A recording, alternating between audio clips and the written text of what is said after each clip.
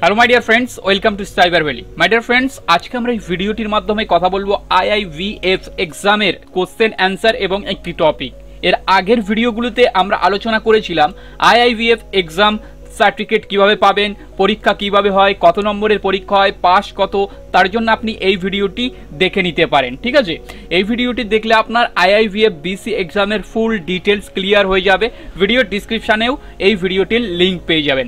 এবং আইআইভিএফ বিসি এক্সামের বেসিক আর অ্যাডভান্স দুটো এক্সামের জন্যই কিছু টপিক আছে, সেই টপিকগুলো আপনাকে পড়তে হয়, পড়ার পর আপনাকে এক্সাম দিতে হয়। এর আগেও আমরা দুটি টপিক নিয়ে অলরেডি আলোচনা করেছি, তার সমস্ত বিষয়বস্তু এবং তার এমসিকিউ। আজকে যে বিষয়টি নিয়ে কথা বলবো সেটি হলো account opening, onboarding process, KYC, mechanism and operation. এই টপিক থেকে আইআইভিএফ এক্সামে কি কি এমসিকিউ আসবে এবং এই টপিকের মূল বিষয় কি সেগুলো নিয়ে আমরা কথা বলবো। ঠিক আছে, এর আগের ভিডিওতে আমরা ভ্যারিয়াস ডিপোজিট স্কিম নিয়ে কথা বলেছিলাম। যদি সেই ভিডিওটি তুমি না দেখে থাকো তো আমি ডিসক্রিপশানে লিঙ্ক দিয়ে দেবো, সেটা দেখে নিতে পারো। তুমি বেসিক সার্টিফিকেশনের জন্য অ্যাপ্লাই করো বা তুমি অ্যাডভান্স সার্টিফিকেশনের জন্য অ্যাপ্লাই করো, এই দুটি এক্সামের জন্যই তোমাকে অ্যাকাউন্ট ওপেনিং, অনবোর্ডিং প্রসেস এই টপিকটিকে পড়তে হবে। তো দেখতে পাচ্ছ এখানে account opening, onboarding process, KYC, mechanism and operation. এই যে টপিকটি আছে এই টপিকের সামারি, অর্থাৎ এই টপিকে কি কি তোমাকে জানা প্রয়োজন সেটা নিয়ে কথা বলবো। আর সবচেয়ে গুরুত্বপূর্ণ 10টি এমসিকিউ তোমাকে আমি প্রোভাইড করব। ঠিক আছে, যেটা পড়ে তুমি এক্সাম দিলে পাস করবে আশা করা যায়। ব্যাংক অ্যাকাউন্ট খোলার সময় গ্রাহকের পরিচয় ও ঠিকানা যাচাই করা হলো কেওয়াইসি, নো ইওর কাস্টমার। ঠিক আছে, এবার কেওয়াইসির ফুল ফর্ম কি, এটা এমসিকিউতে আসতে পারে, সেটা তোমাকে জেনে রাখতে হবে। অ্যাকাউন্ট খোলার ফর্ম পূরণ, এটা আমরা কেন করে থাকি? কারণ এটাতে গ্রাহকের সমস্ত ব্যক্তিগত তথ্য থেকে থাকে। ঠিক আছে, কেওয়াইসিতে আমরা কি কি ডকুমেন্টস নেই?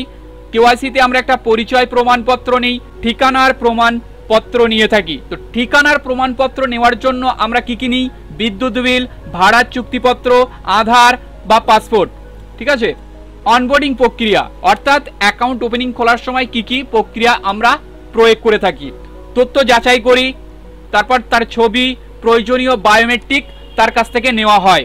আরবিআই এর একটি সিস্টেম আছে, সেই সিস্টেম অনুযায়ী তোমাকে কেওয়াইসিটা করতে হবে এবং কাস্টমারের তথ্য সিকিউআইসিতে জমা হয় বা জমা হয়ে থাকে। যখন তুমি আপডেট করো কাস্টমারের কাছে একটা রেফারেন্স নম্বর যায়, সেটা তার সিকিউআইসি বর্তমানে নম্বর হয়ে থাকে। ঠিক আছে, গ্রাহকের ধরন, সাধারণ ব্যক্তি বা প্রাপ্তবয়স্ক, অপ্রাপ্তবয়স্ক, যৌথ অ্যাকাউন্টধারী, বয়স্ক নাগরিক, এনআরআই, এই সমস্ত কি হতে পারে? অ্যাকাউন্ট ওপেনিং করতে পারে তোমার কাছে। অ্যাকাউন্ট ওপেনিং করলে তাদের তো সুবিধা দেওয়া প্রয়োজন। এর আগের ভিডিওতে বলেছিলাম আমরা, যদি কেউ অ্যাকাউন্ট ওপেনিং করে তারা চেক বই, এটিএম কার্ড, তারপর ইন্টারনেট ব্যাংকিং এর সুবিধা পেয়ে থাকে।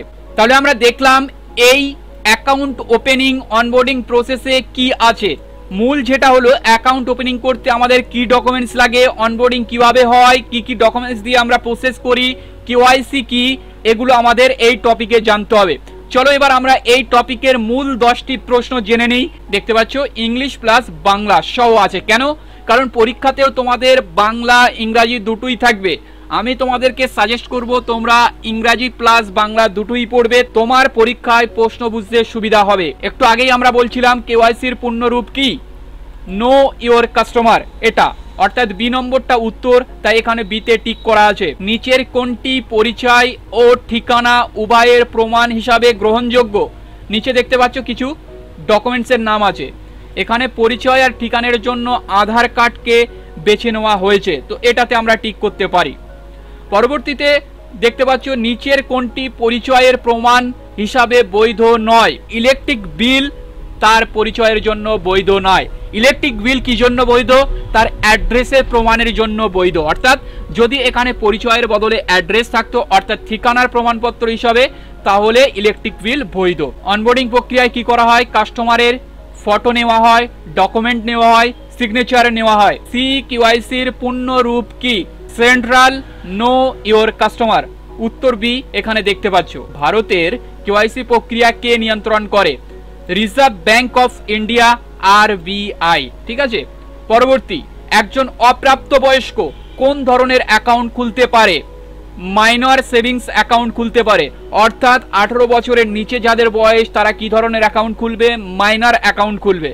মাইনর সেভিংস অ্যাকাউন্ট বা জয়েন্ট অ্যাকাউন্টও খুলতে পারে, কিন্তু এখানে যেহেতু মাইনর সেভিংস অ্যাকাউন্ট আছে তাই টিকটা তোমাকে মাইনর সেভিংস অ্যাকাউন্টে করতে হবে।